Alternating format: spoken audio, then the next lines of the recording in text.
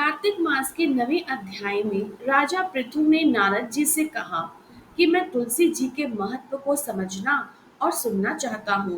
तुलसी जी कहाँ और किस प्रकार उत्पन्न हुई, यह सब आप मुझे बताएं। नारद जी बोले कि मैं आपको तुलसी जी की महानता और उनके जन्म का इतिहास बताता हूँ। एक बार देव गुरु बृहस्पति और देवराज इंद्र भगवान शंकर का दर्शन करने कैलाश पर्वत की ओर गए। तब भगवान शंकर ने अपने भक्तों की परीक्षा लेने के लिए जटाधारी दिगंबर का रूप धारण करके उन दोनों के मार्ग को रोका था।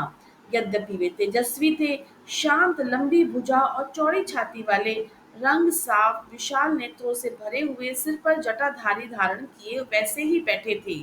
उन भगवान शंकर को न पहचान कर इंद्र ने उनका नाम व धाम इत्यादि पूछा और कहा, भगवान शंकर कहाँ पर हैं और उनका स्थान कहाँ है। इस पर भगवान शिव शंकर भोलेनाथ ने उन्हें कुछ भी उत्तर नहीं दिया।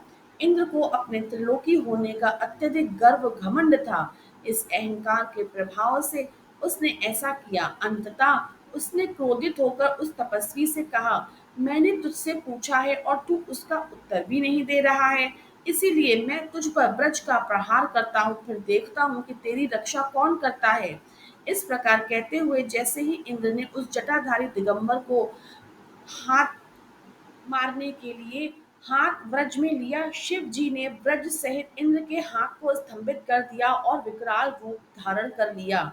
विकराल नेत्र करते हुए उसकी ओर देखा। उस समय ऐसा लग रहा था जैसे वह अपने तेज से उसको जला ही देंगे, जिसके कारण दुखी होने के साथ साथ वे कुपित भी हो गए। उस जटाधारी दिगंबर को प्रज्वलित देखकर बृहस्पति जी ने उन भगवान शंकर को प्रणाम किया और दंडवत होकर उनकी स्तुति करने लगे।